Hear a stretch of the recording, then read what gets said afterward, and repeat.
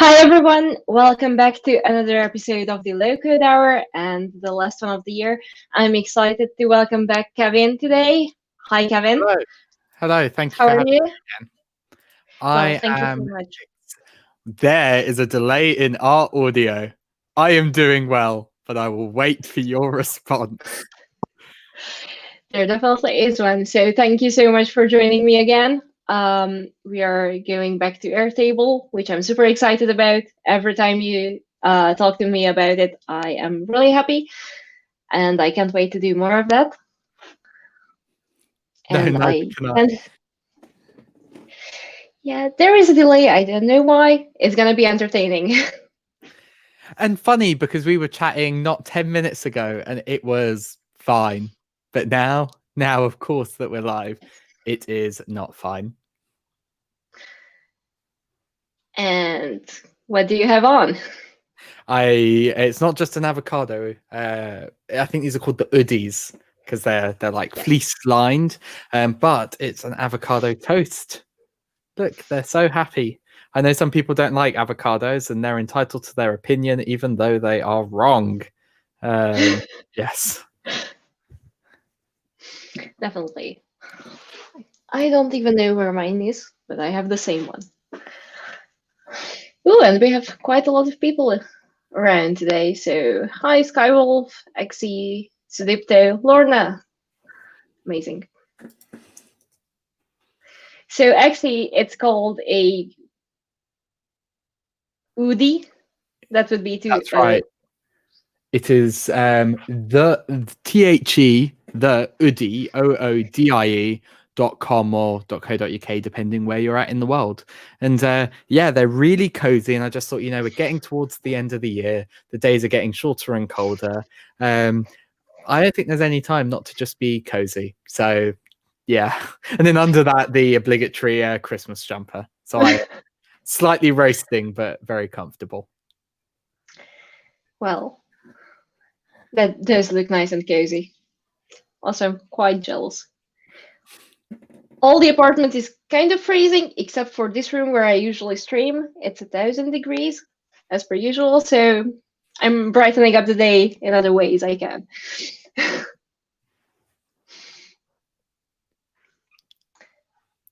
All right. So, shall we jump in? Mm-hmm. That sounds awesome. Let's talk about Airtable some more. So it's probably worth noting that a few weeks ago we did an Airtable episode of the Low Code Hour together.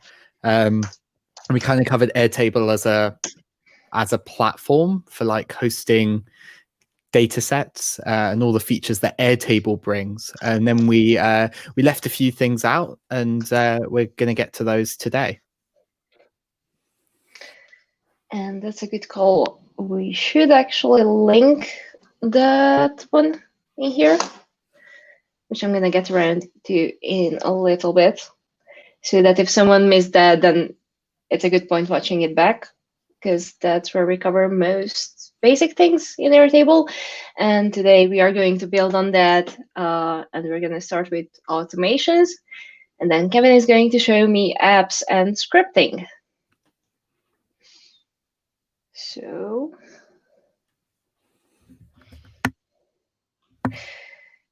to start everything off, I just created a table in my base. And well, if you're not familiar with Airtable,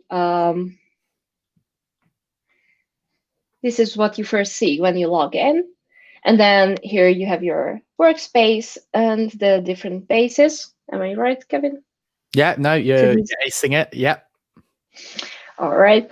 Well, Kevin introduced me to Airtable, so I'm still learning. And then I have a table in here with some details just so that we can get started in a faster fashion. So, oh, how handy. We already have the automations pulled up. So first I would like to fill in all the details. So this would be the name. it kind of goes under automations, as in not in a automations as the thing that we have on the right-hand side kind of automation, but it's a computed field, so I think it kind of fits the topic of today. I think so. So how would I go about making this a computed field? I was thinking concatenation, so that is adding two strings together. That's perfect. You can do that you can do that by changing the field type. At the moment, name is just a text box, a string, but there are loads of field types. This very first column has a slightly more limited set, but the one we want is in there, and it's called a formula. All right, so it's going to be a formula. Perfect. Oh, look at that. And I also have examples. So I want a first name and a last name. And to concatenate them, in Airtable, you use an ampersand. All right. So you probably want to do 2 ampersands and then just an empty string with a space in the middle, just to make sure that there is a space. There are a couple of questions in chat. If you don't mind, I'll have a pop at answering them. So one is, I worked a bit with Google Scripting Engine and Google Sheets with forms. I noticed many folks using Airtable. Where should I head for an explainer of the use cases? To be honest, I think if you are using Google Scripting Engine, Google Sheets and Forms, Airtable will certainly give you some extra features, such as what we're going to run through now, the automations, the apps and the scripts. But I think in most cases, they are comparable tools for what I imagine your use cases are. So if you carry on watching this episode and there's anything which at the end you're like, I was using Google Scripting Engine for this, let us know when we get to the scripting section, and we'll let you know if it's possible. And then Skywolf says, can I call those numbers? Can, should. Will we answer our work phones right now? Probably not. So there you go. That's the answer to that one. All right. We'll get to that, but they're just calling them. Hopefully doing something a bit more interesting about them. Right, so that was quite fast. We have the name. And then let's see automations, because that's what I wanted to have a look at, because I've used Zapier with Airtable before, and I was interested in seeing how that compares to automations, because it has a really similar feeling to it. So let's just automation one. Yes, sounds good. I am so excited to see. Automations are fairly new to Airtable, and I have not had a go with them at all yet. So I'm really excited because you've done some exploration with these to see how they work. Yeah, so quite similar. Are you familiar with Zapier? Yeah. Okay, so quite similarly, you start with a trigger. So the trigger is an event that starts off your automation. So that is how things get moving. And we have to start a trigger, well, choose a trigger at first. So shall we do when record matches conditions? I was thinking of selecting a status that is either a call or send email, and then once that status is selected, then maybe an email gets sent. Does it sound right? You change the status, that works fine. I think in the real you'd want to add like a confirmation step, but for the sake of example and seeing how these automation works, I think that sounds great. And yes, when a record meets a condition is exactly what we'll be doing to make that happen. I was also thinking about maybe separating those records into a view based on those, and then whatever enters the view. Taking a look at all the options, I think it's much like it doesn't really matter either way.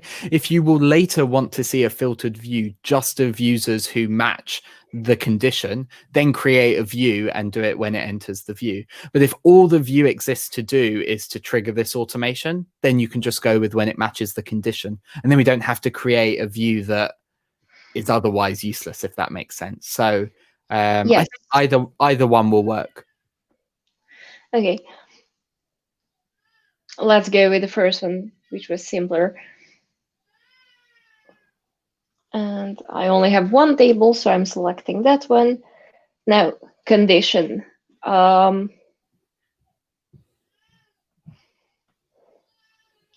I want to make sure I have a first name so that I can send the email to someone and grade them. So it's not empty. I also want to have an email address.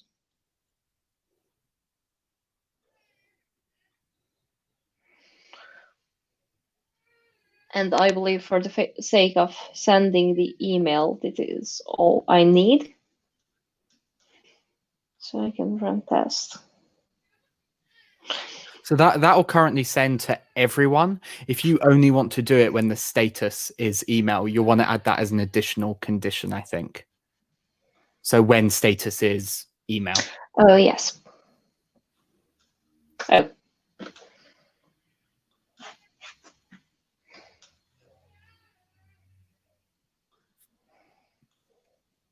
Send email. Yes, that's correct. And test again. Oh, test failed. Let's That's see what because I don't. We don't have one. Yeah. Does not contain any records. Yes, that is correct because I have not said that to send email.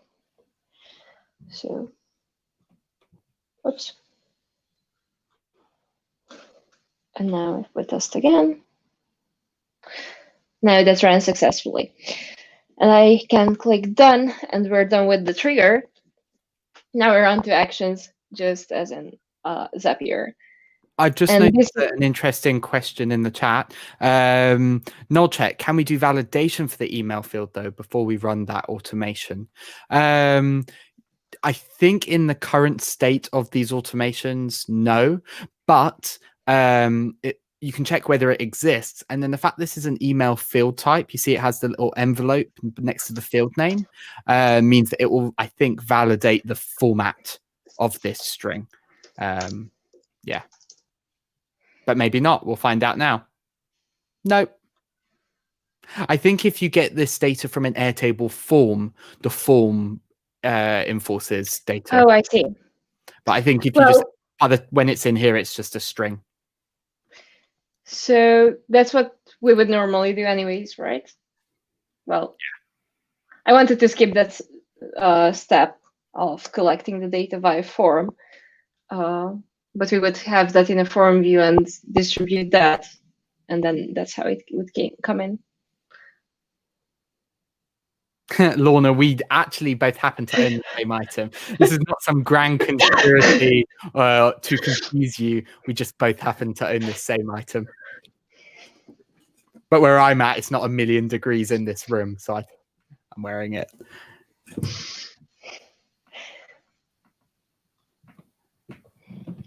I should dig that up.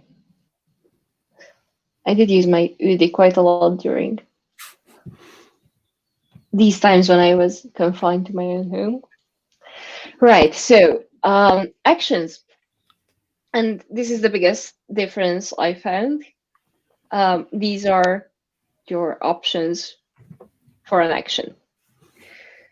So you can either pick something in Airtable, which works really well in automating things inside Airtable, or a couple other services like most of the things you would use from Google, Microsoft Teams, Slack, Jira, Facebook, and Twitter. Could I ask you a question? There was one option in the Airtable set that's grayed out, and it's run script. And while we'll talk about scripts later, I'm wondering why it's grayed out at the top of this box. Oh, it's a payment thing. Okay. Yes, this is free plan. So Cool. I'm guessing script would be paid plan only. I imagine so. That's what it looks like. Look how blurry I am. Way. Hey, Oh. there we are. Updating record in here is really cool as well. You can collect data via forms, but once it's in, the ability for someone to go in and edit a record is only to those who have like edit access to the base. You could, in theory, create another form that allows people to update their information. And then update the record when that is submitted. So I think that's really, really nifty. Because there previously wasn't a way to do that without Zapier glue. Oh, I see. So you're generating another form and sending that out, and that is Like update your details. All right. Well, shall we carry on with sending an email then, or do you see anything that Whatever you want? They all look good. I like to test things by sending emails, just because I know how long it takes to actually integrate with those services. So. And that's a Gmail account you've previously connected to your account? Yes, it is. Now that I'm selecting it, yes. That is my Gmail account. Otherwise, I can select connect new account, and it will pull up another window that you cannot see, and you can, well, actually, I can drag it over because it's not that bad. And I can select which email address I'm using to do that. And we are not going to do that because there are security things and it's going to take a whole lot of time. So I'm selecting the other account that I already have added to it. And quick, oh, no, this is the automation part. So for the two, we can select the email from the table.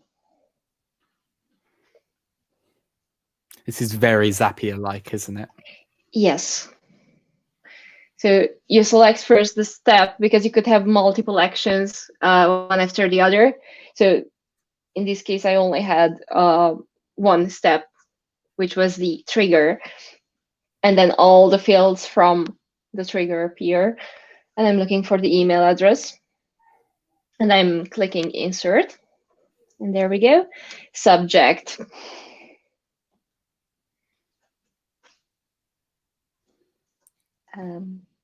Thanks for submitting my form. Yeah. Well, whatever. Welcome. Maybe you signed up. And message. Oh, and all of these fields have a plus sign, which means I can click on it and pull in templated values. So again, selecting the first step. And I want the first name.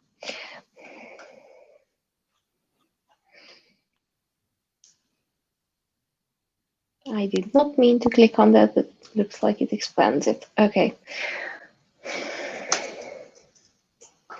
And just to check, when this sends, this is using the Google API for sending emails via your own Gmail account. So it'll actually get sent out from your connected account, right? So we'll have to see that because I've heard feedback that it does not, but I think it is. Okay, well, let's find out. So we'll have to find out now. Yeah, thanks for submitting your form.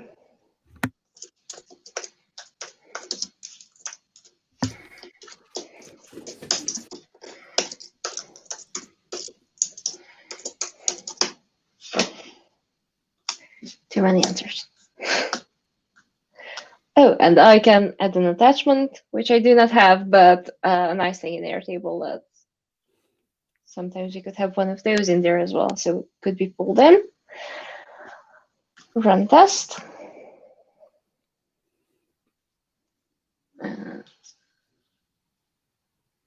Exie asks, can you specify SMTP credentials instead of Gmail? I don't know the answer. My gut says no. Their list of account integrations is limited at the moment, and I didn't see one for just general email.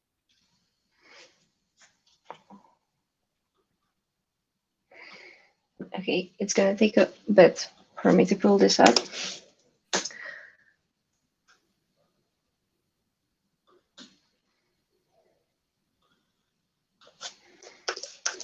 And I also noticed there was an option in the automations for Airtable send email. So like my gut says, the difference between those is if it goes from Airtable, it will come from an Airtable email address. If it goes from Gmail, it will come from your connected account.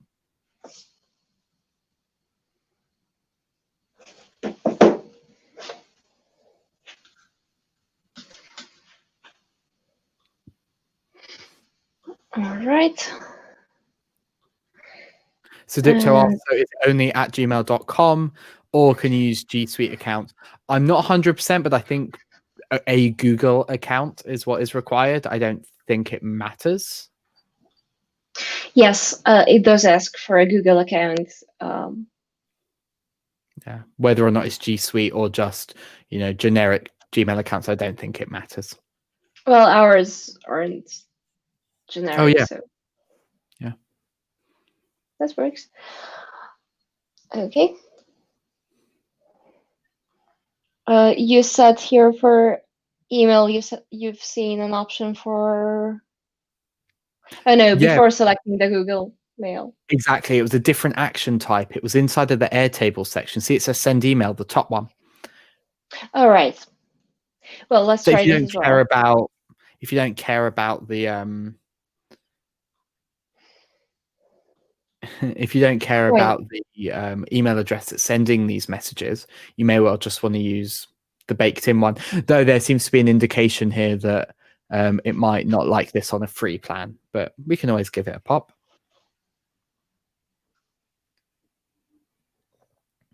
I don't know what verified emails means.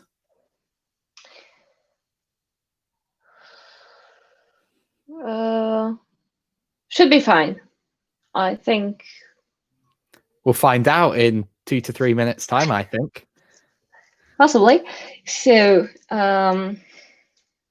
this is the other welcome.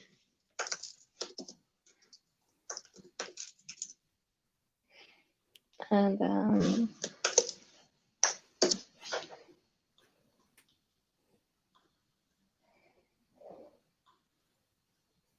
oh, okay. So that was by mistake, but it's actually really cool. So you can not only pick the value, you can pick things associated to it, and either capitalized or lowercase, uppercase versions of it, or the length of the string, which I suppose at some point might come in handy. I wonder when it would. Well, possibly not in an email setting, but random idea. You have a quiz, sending in answers, or maybe a keyword, and you would convert everything to either lowercase or uppercase so that you make sure it matches. Yeah, that makes sense.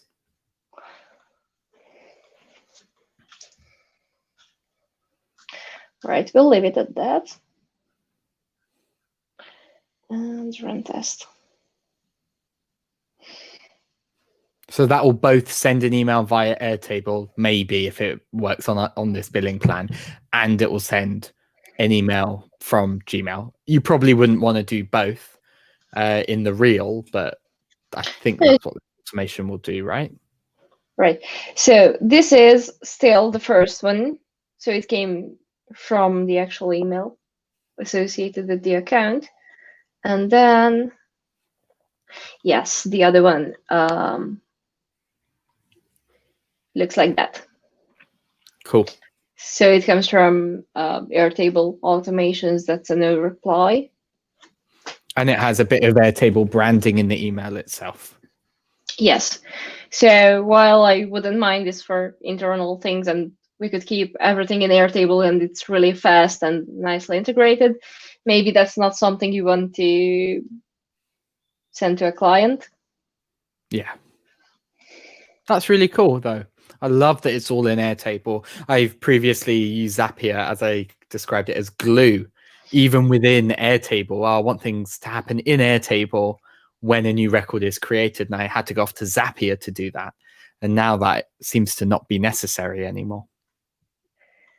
Definitely.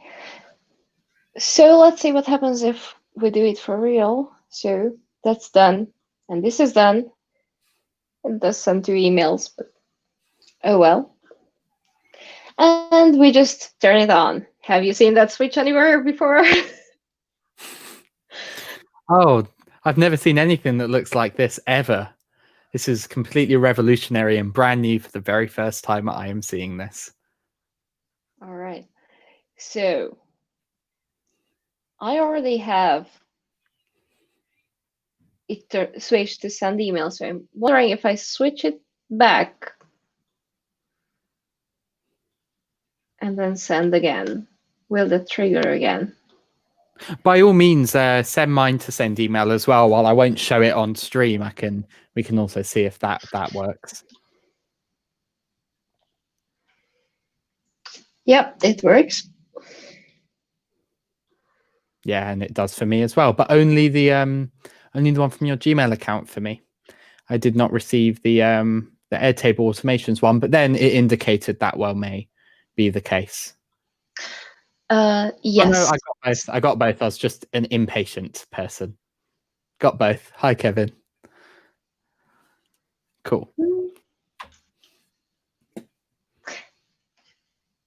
Might take an extra minute for me then. Because, yep, I do have the Google one. And now the other one is in as well. So, yeah, both Great. of those. All right. So that was a really simple use case. But a really good one, actually. I think it's quite common. You have someone fill in a form, which is most likely how you would generate new fields, and then when that is done, you send an email confirmation to the person who filled it in. I think that's a great use case. Definitely, it's one that I would use, so that's why I thought of it as an example. The only issue is that, like, while I'm super excited to see automations in Airtable, I am really waiting for them to see what other services they would add. Because I can see you can add a request. Haven't actually done that before. So you can submit an integration request form about what you would like in there. And hopefully they would get to it. I think the fact that you can run a script, sure, you have to not be on the free plan, but the fact you can run a script is really powerful. I think one of my most used Zapier actions is making an HTTP request with some data that has triggered the Zap. And you seem to be able to do that here, which is nice. Right. So realistically, anything you would go to Zapier for can be solved with a script? I think so. But then at that point, we're breaking out of this realm of no or low code and into something where you need to know the request you're creating. Skywolf wrote script. Well, stay tuned because we'll talk about those during this stream a little bit later on. Definitely. Shall we have a look at Zapier quickly and how that would be automated without using the inbuilt automations, or would you prefer doing the scripts? No, we can go to Zapier, but before we do, there's a question in chat. How do we go about debugging here? Or is there a log or an alert if an automation fails? For example, if an email address does not exist. I've noticed there's this runs tab underneath automations one. I'm wondering if there's info in there.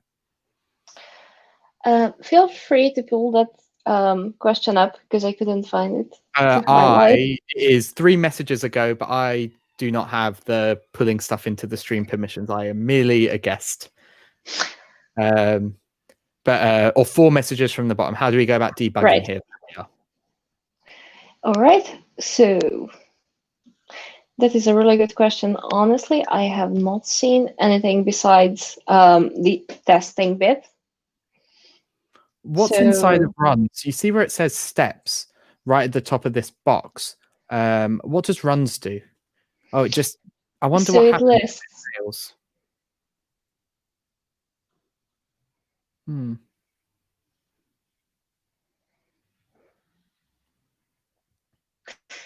So I suppose these are once it has been turned on, then what were the inputs and what happened. But it's not exactly.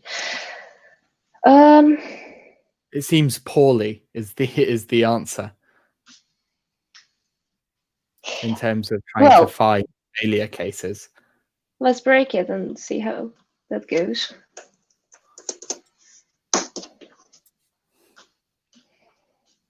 That should do it.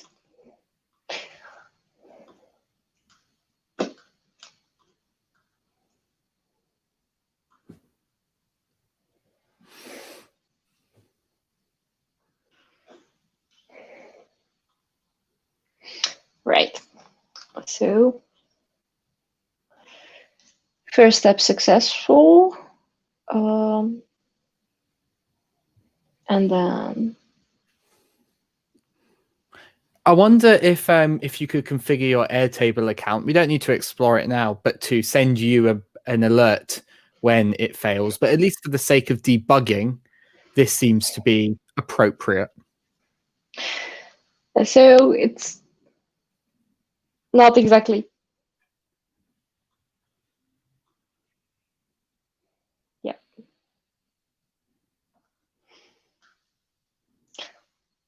I would say the level of abstraction for the automations itself reflects in the level of abstraction in the debugging process. I suppose when you get to the scripting bit, that's a little different than this.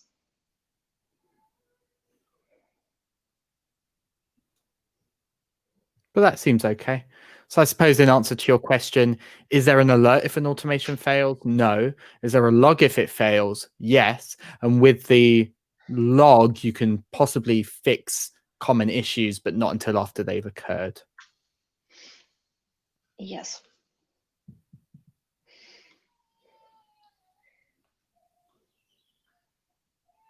So over to Zapier.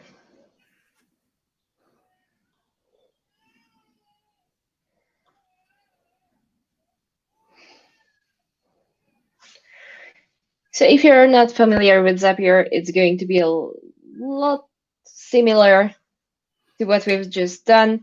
We are selecting a trigger and an action here as well, clicking on the make a zap because Zapier calls their applications zaps. And we're searching for a trigger. Now replicating the same as before, we're looking for Airtable. And these actions are slightly more limited, actually. They are. So related to Airtable, these are more limited, as in you could either trigger it with new record or new record in view, and this is why I was tempted to select the creating a new view. So we're going to have to go with that and see how we create that. Before we continue, shall we create the view? Because the next step is it's going to tell you all of the views that exist. Yes. So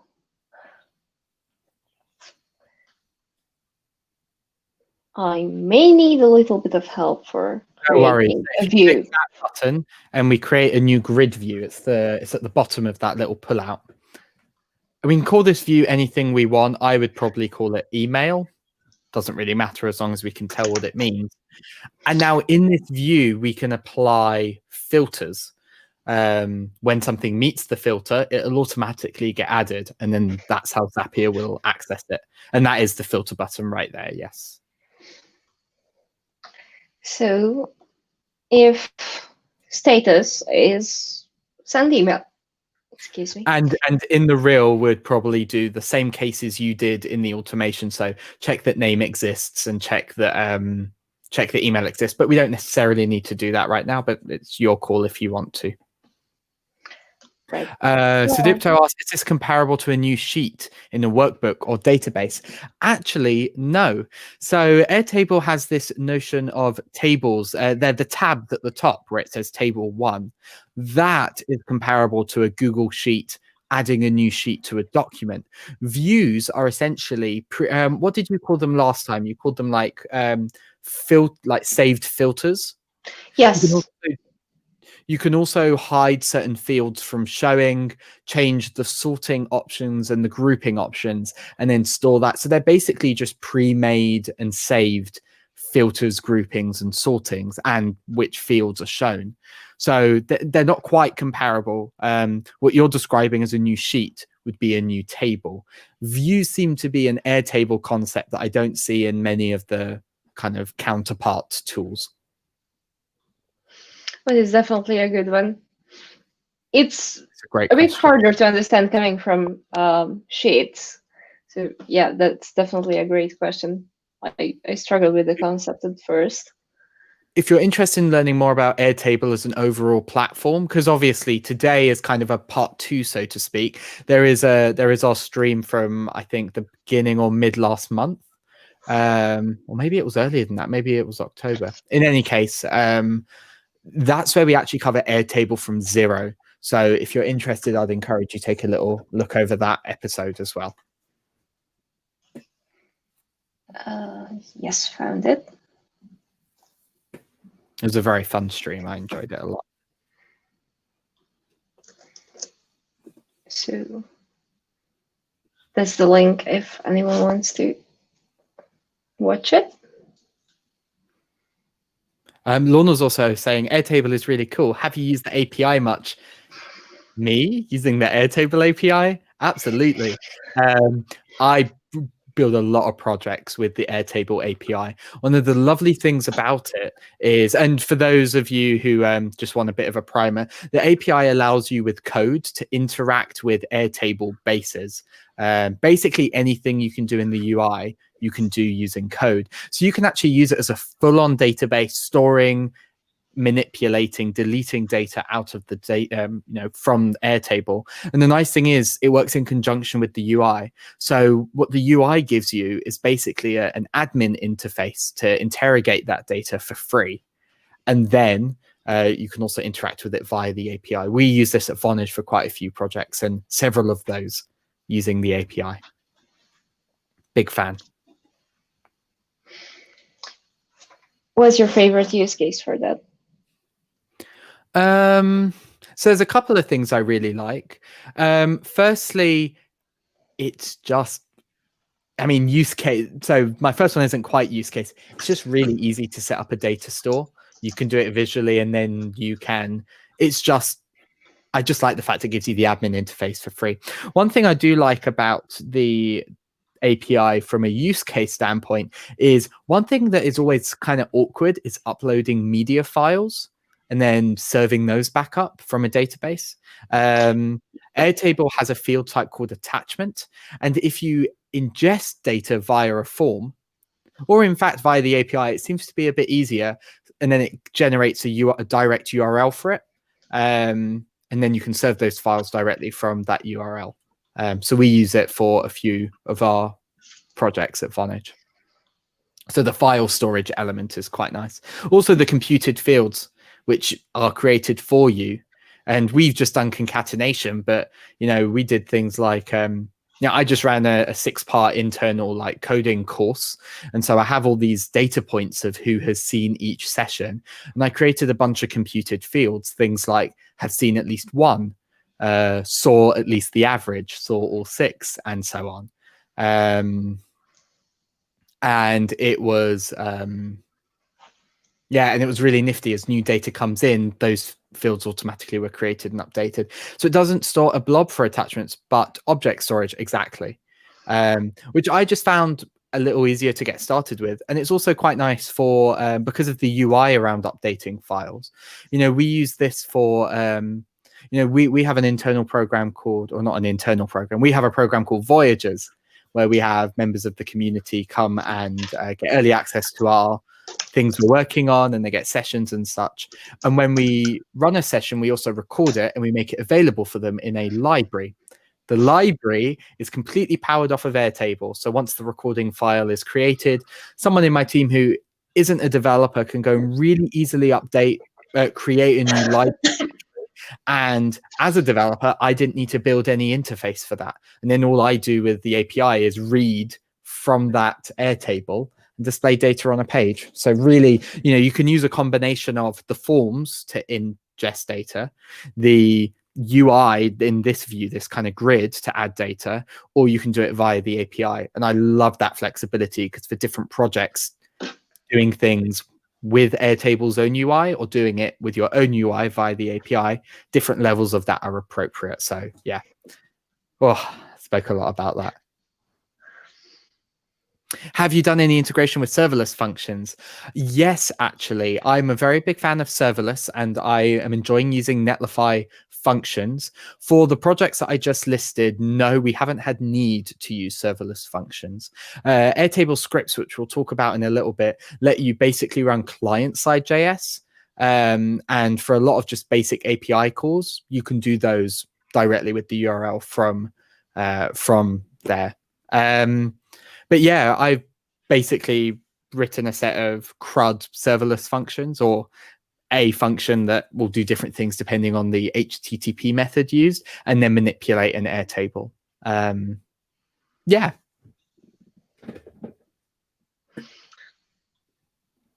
Well, thank you, Kevin. I can see that people are really interested in the scripting side of things. So if at any point would rather go that way, I'm happy to come back to this side of things another time. If you want, how about we move on to talk about apps briefly, and then we talk about scripts. Then if there's any time left at the end, we can maybe do, we can continue comparison of the Airtable automations via Zapier. Does that work for you? Definitely. Like, long story short, while on the Airtable side, the trigger might be more limited to these 2 options as opposed to the many options you had in Airtable. In Zapier, you can select an action from the thousands of apps that Zapier integrates with, which is not yet the case in Airtable, but I'm excited to see where they land on that. And in the meantime, let's see where we can go with scripts. Yeah, we can do this in a number of ways. You can continue to do it and I can talk you through them, or I can share my screen, whatever you think will work best. You are the host. I'm happy to do it, and if you want to walk me through it. Absolutely. So in the top right, you see there's that little automations button. Right next to it is a button called Apps. Now, previously, for people who may have used Airtable anything more than a few months ago, these used to be called blocks. And the software development kit, the SDK for you to build your own apps, I think is still called the Blocks SDK. So there's a terminology change, but they mean the same thing. So what Airtable apps do is use the data in your bases to provide extra functionality, and in some cases will go and manipulate or add to the data that's already there. So there are a lot of apps. Some of them are built by Airtable, but recently, in fact, when the automations launched, they released an SDK to allow people to build their own. So if we hit install an app, we can take a little look at their library. Now, you're on the free plan, so I don't know if that limits what we can access, but let's find out. All right. So, hello, Diana. Thank you for joining us. hi. So there are a bunch of these, and as noted, some of them are by Airtable, some of them are by third parties, and they've now split out scripts in here, so you can get access to other people's scripts. We'll talk about scripts maybe in just a moment. But some of the other Airtable apps include things like, let's take a look. What is there? If we scroll up a little bit to the top section, there are ones that I think are a little more common. So things like charts. That feels like quite a common use case. You know, you have a bunch of data, you want to display them. There are a set of charts and you can use different fields from different rows. Pivot tables are basically fancy. Oh, sorry, we can go through and create a chart if you want. I'm not sure this data set lends itself too well to a chart, but we can click into it and see some of their screenshots for that app. There was a video playing and I wasn't sure whether it was going through or not. I don't think it was. I didn't hear anything. That's fine. Well, let me know which one you'd like to go with. Yeah, I mean, we can take a look at. I mean, why don't we hit view all apps by Airtable? We can take a look. I think these generally, not to snub ones that have been created since, these ones generally are a little more polished. They've existed for longer and they've had opportunities for revisions because originally only Airtable created these apps. So there are some of them which are a little, you don't necessarily need to use them that often. Things like base schema, which will show the relationship between all your different tables, because you can obviously build relationships between those tables. CSV imports, pretty self-explanatory, you know, an easy way of ingesting data and adding it to your base.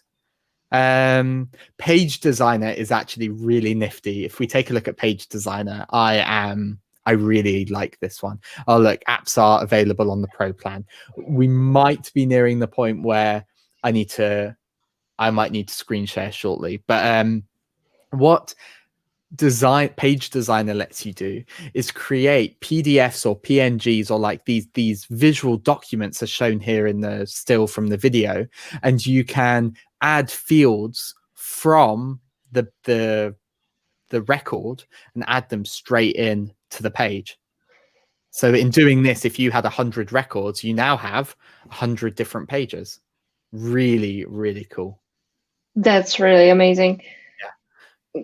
I used this for invoice generation in the past. Oh yeah, as shown right here. I like that. I found that visual things are a bit harder to come by in low-code scenarios.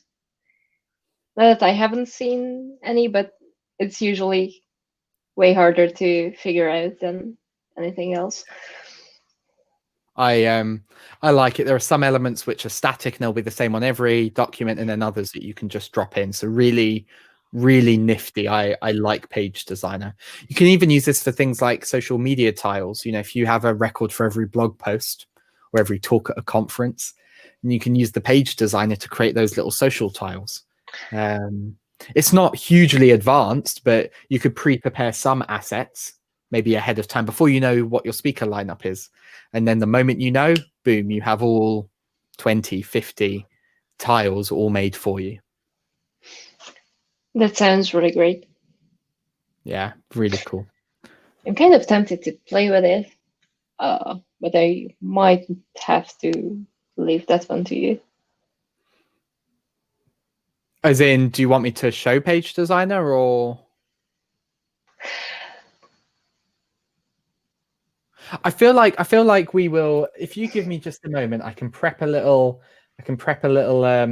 workspace. It will obviously have slightly different data in it, but in a workspace that is not on the free plan. And then I can share my screen. I think whether we do it now or we do it in a moment, before we hit scripting, we're going to have to do this little switcheroo. All right. So maybe if we do this, I'm going to share my screen.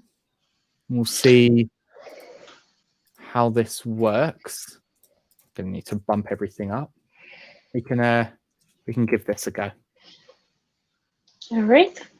I didn't think about the implications when we got to this part of not having paid plans across the board. I could have logged into the other one, but I didn't really want to mess with. Neither of us thought it's not a huge issue. In fact, I can quite quickly, hopefully, replicate what we have. So if you share my screen, I'm ready when you are. I can go and grab that extra one. All right, so this is a brand new Airtable workspace. I'll work quite quickly in the interest of time. We had we'll create them from scratch. So we had first name, which was a short. This interface has slightly changed since the last time I tried this. Anyway, first name, we had a last name, spell correctly, Kevin. We have a phone number, and that was a phone type. There we are, phone number, and that was just called phone number. We had an email, and then we had a status, which was a single select, and there was a email, send email, and we didn't use it yet, but there was one called call, I believe. That was called status.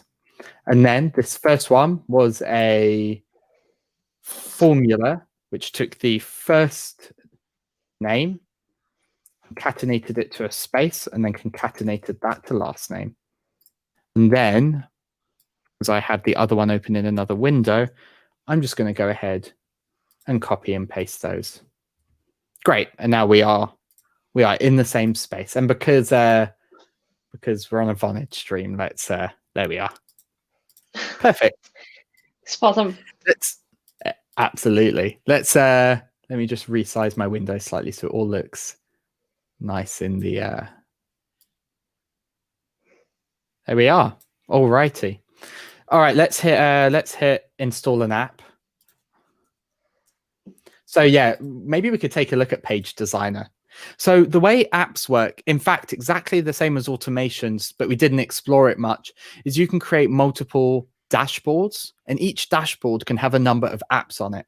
So you might decide that this dashboard is going to be about sales, this dashboard is going to be about customer support, and so on. And only the relevant apps you can put on those. And the same goes for automations. So if we look at Page Designer, pick the size of the document. So there's the document there. We can hit edit layout. And as I said, it's fairly simple, but if you combine this with pre-made assets that you've made in a visual tool like Sketch or Photoshop, Illustrator, Figma, or whatever, you can combine them. So if we went name, this is the dynamic value full name. That's the field. And you can change its position. You can change the font that's being used. I think these are Google fonts. The weight,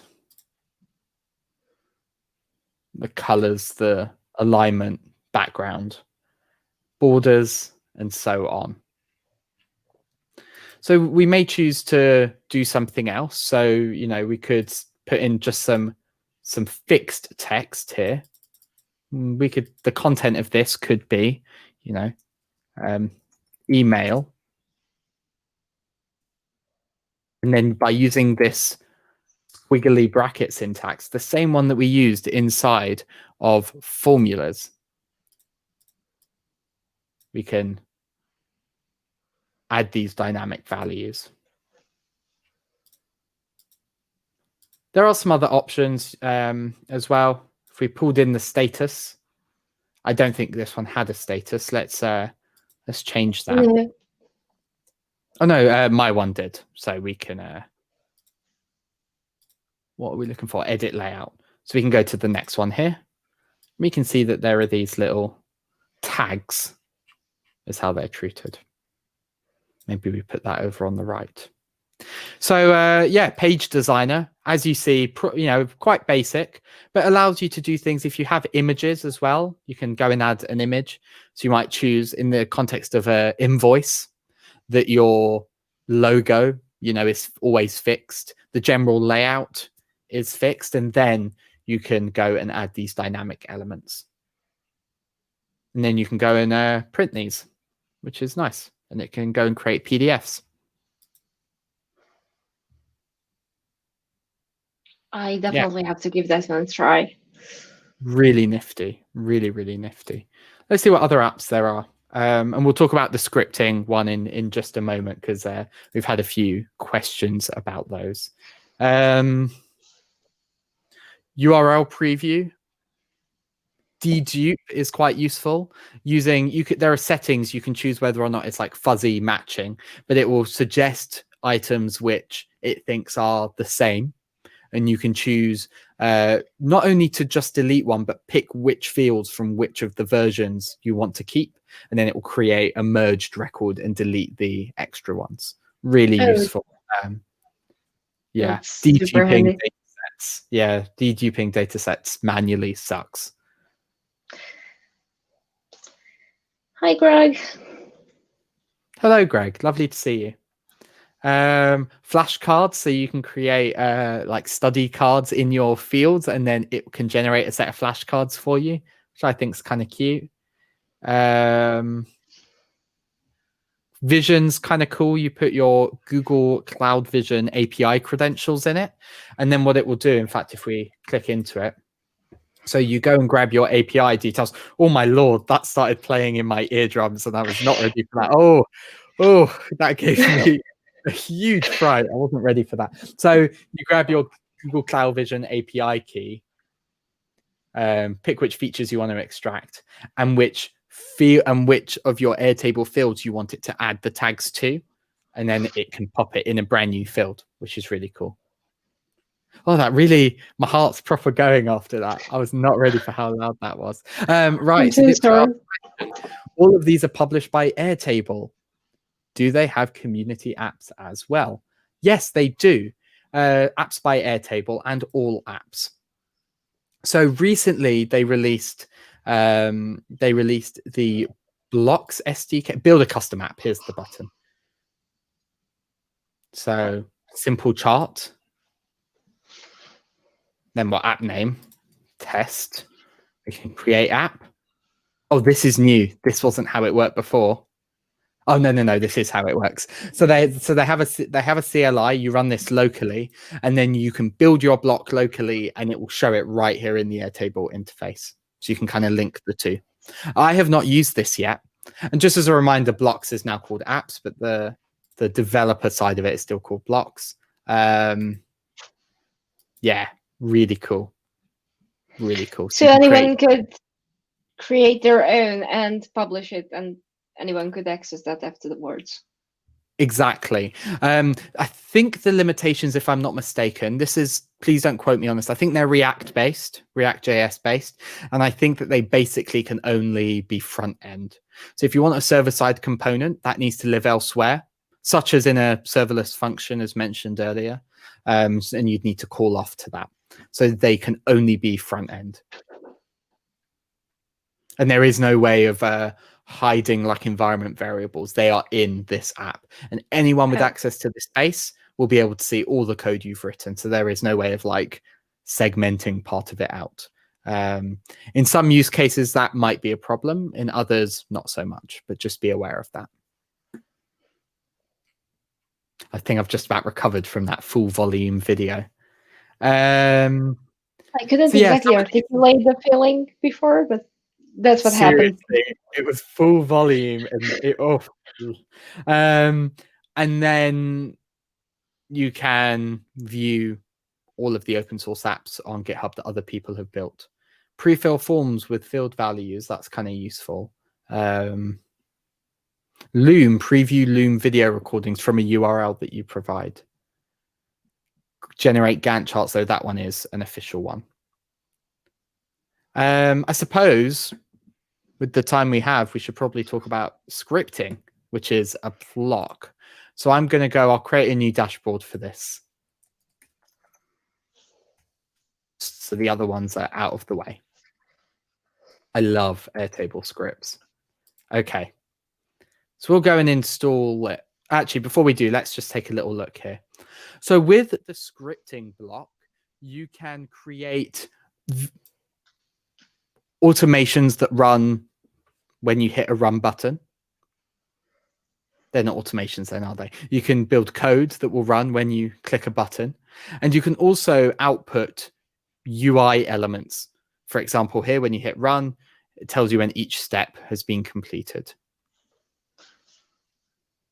This can do a combination of reading records and also writing or updating records. So let's take a look at what the script block actually entails. So there's actually quite a nice getting started and some decent examples. Things like find and replace, getting a running total of values, currency converter, which goes off to a third-party API, grabs the data back. And if I hit start from scratch, this is actually inside of a function that is made invisible to you that runs, and that is an async function. So you can use async await in here, which is quite nifty. The core concepts are sorry, go ahead. Can you zoom in a little, please? Oh, of course I can. Also, I really did appreciate that they gave templates to start with. Absolutely. The fact that you have one that goes off to a third-party API immediately and gives you some data is really, really useful. So there are some core concepts here. Do they describe? Somewhere they do. Can I not drag this up? No. So the core concepts we have are the base itself. And the base contains information such as the tables, all of the tabs at the top, the different views, the fields, and the individual records themselves. And then every one of these entities have their own independent concepts. So we have things like show me an individual table or a tab. And so what you would do here is you could say, what could we do? I'm trying to think what we could actually use this for. We could do something quite boring. There's a new field. We could add a new field and we could put in like the full length of our name. Bit dull, but it will work. How do you feel about that? Yep. Simple, and we can see how it works. So works for me. Ooh, I'll create a new field. Weird happening. Oh yeah, there is, isn't there?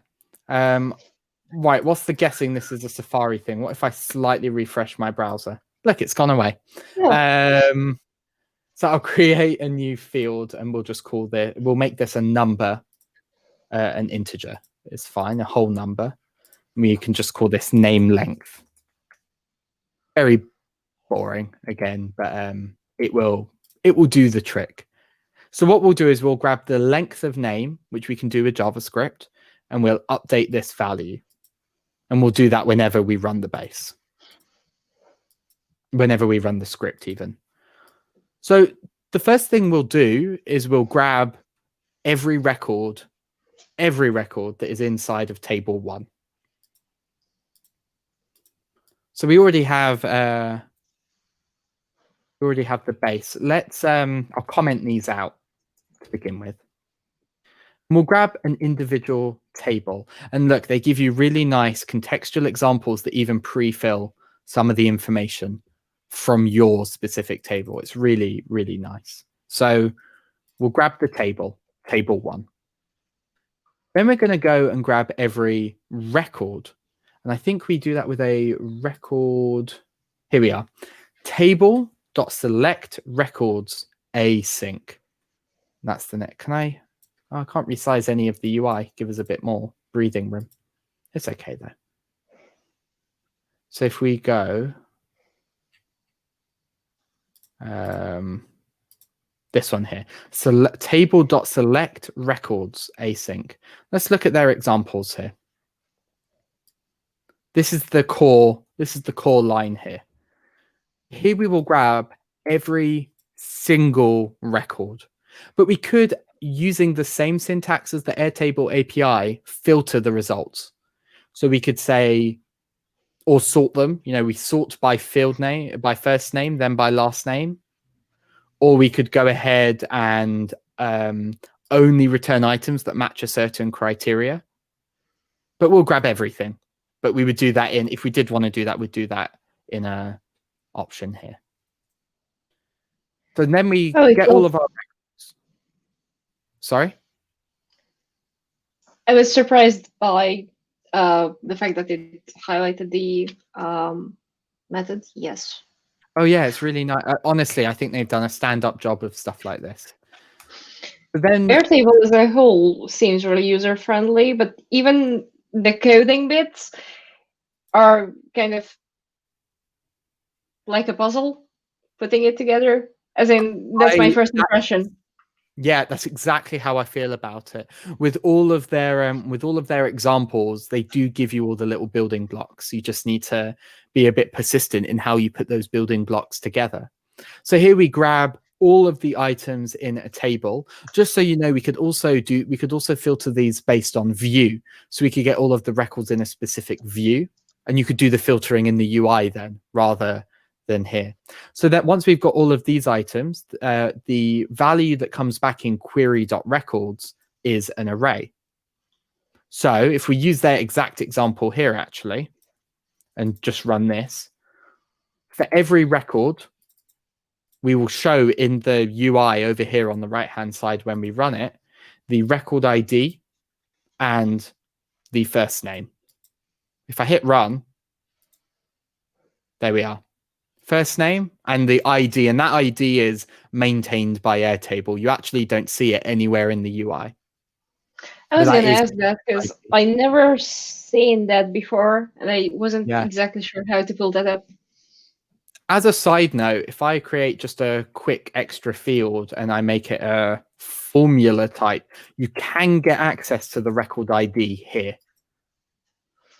Oh, I see. And that pops the unique ID in there for you.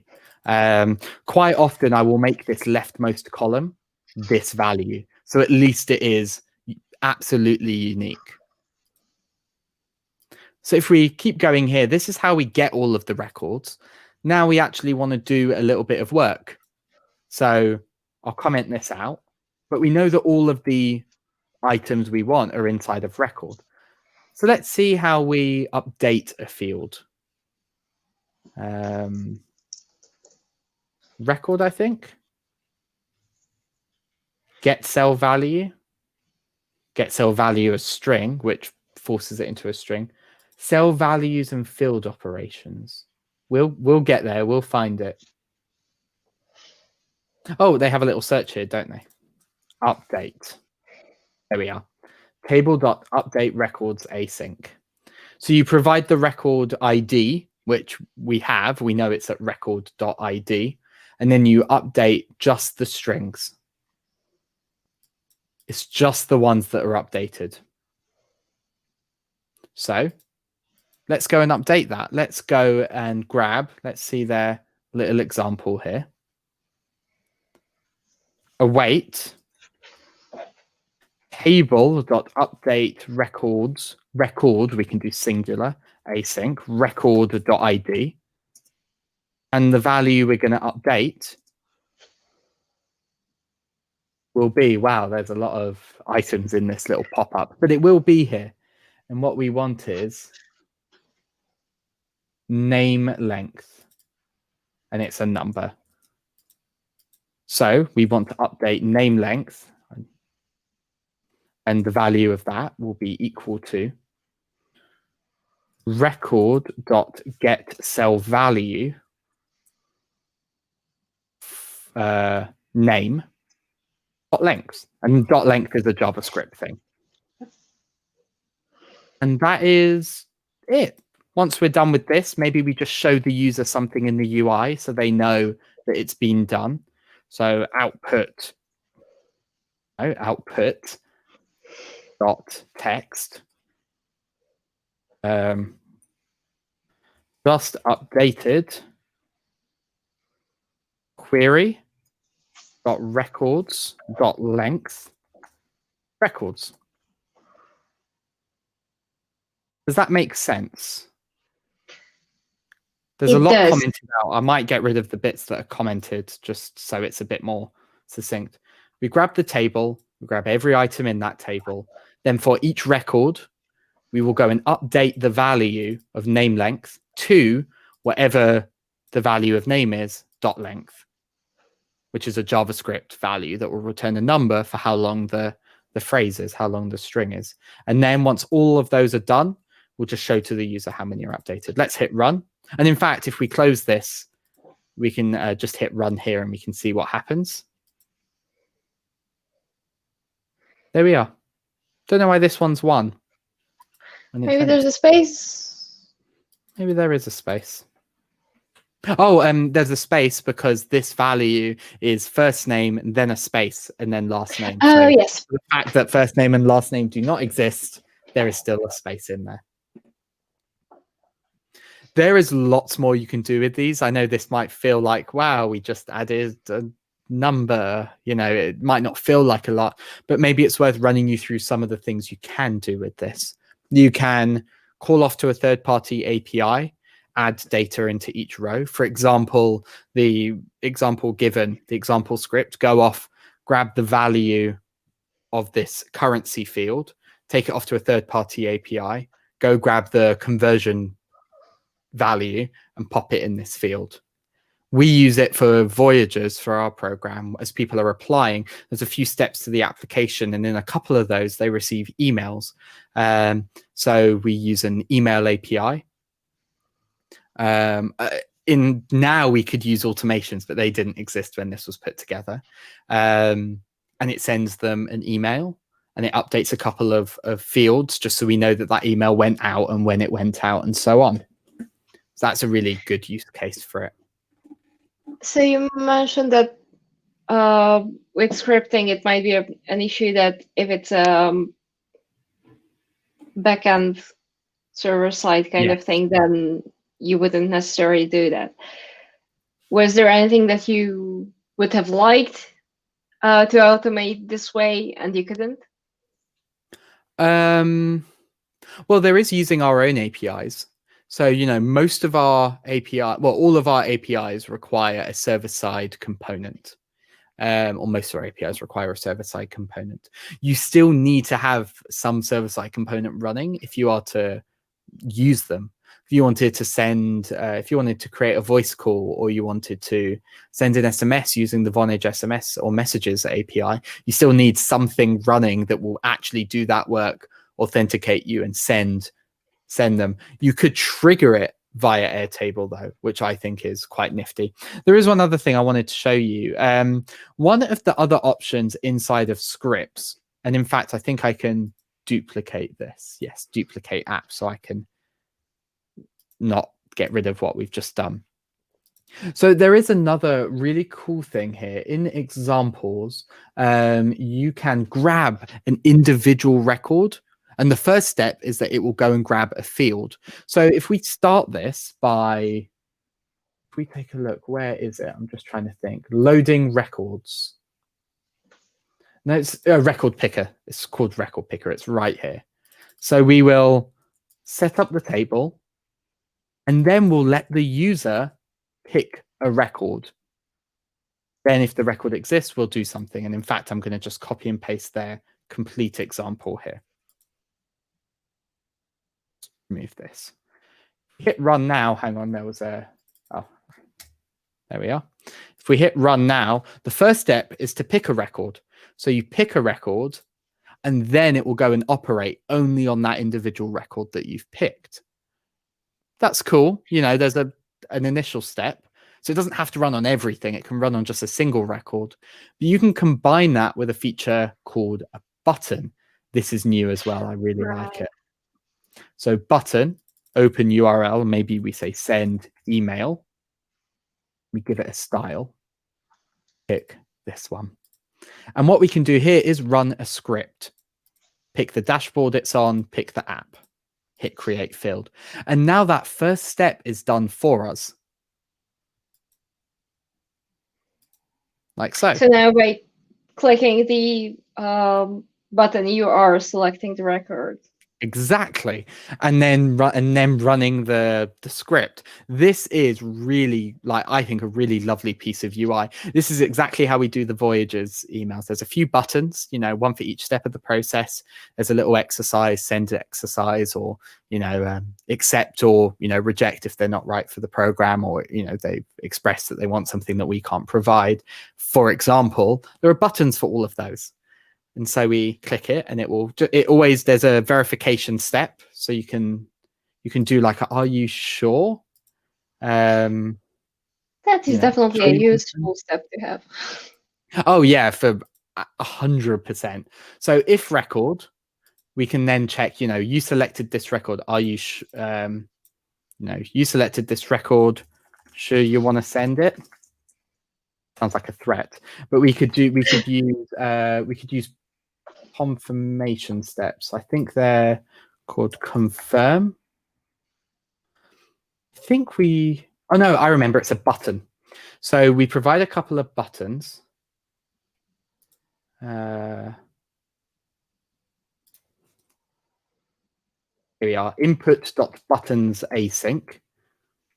So we create a button. Here we are. So in fact, sorry, was there another one where it's just singular? Button? No, we'll go back to what we were doing. Buttons. So in here, we can provide a set of buttons, one or more. So we grab the record, and then we'll show the user a question, and we'll store the value in this as confirm. Say,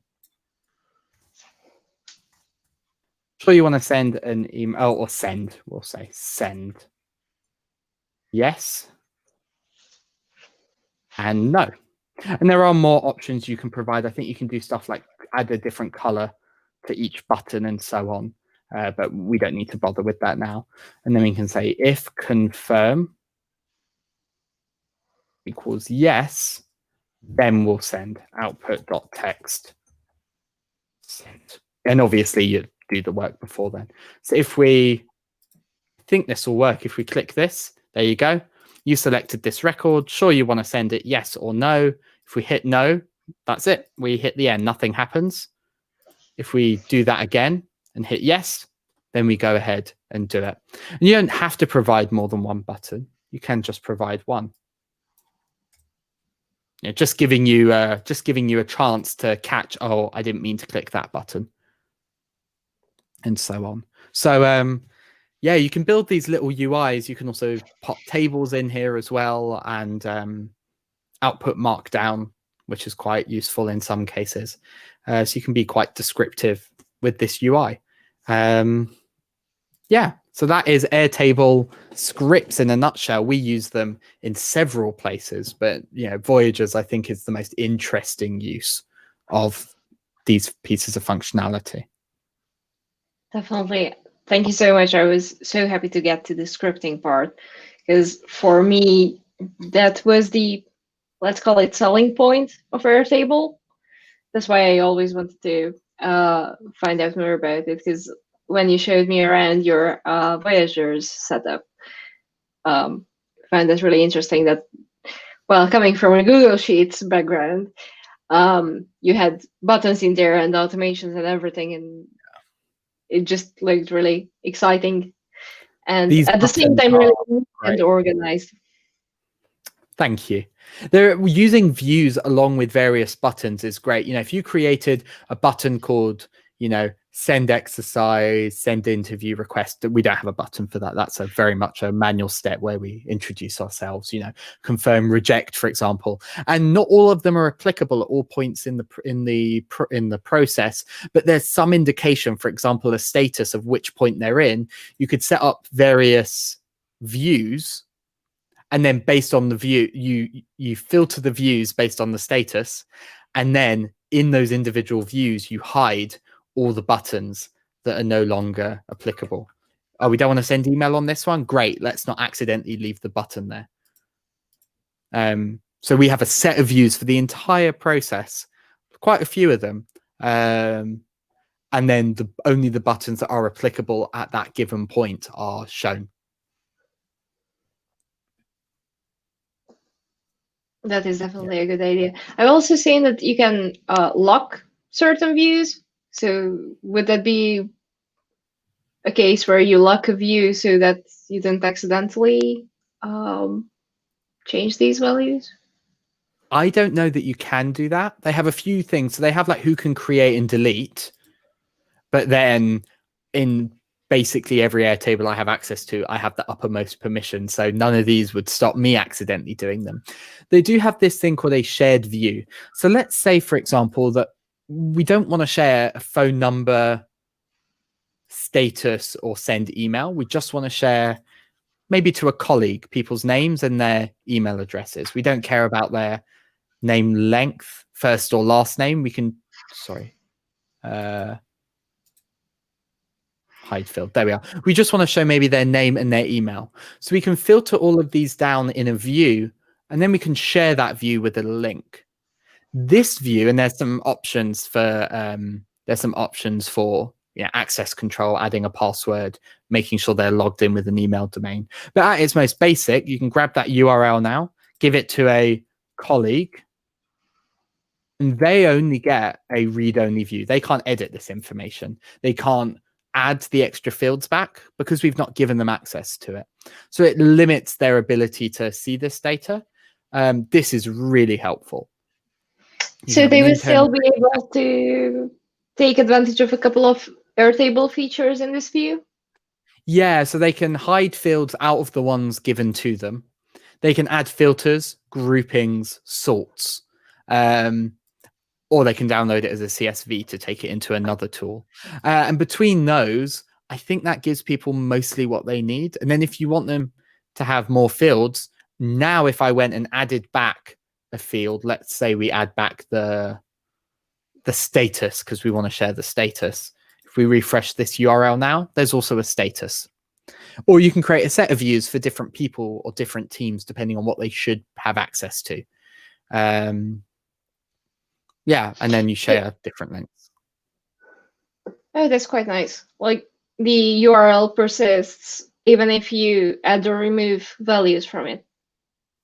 Yeah, absolutely. I don't think they reflect live.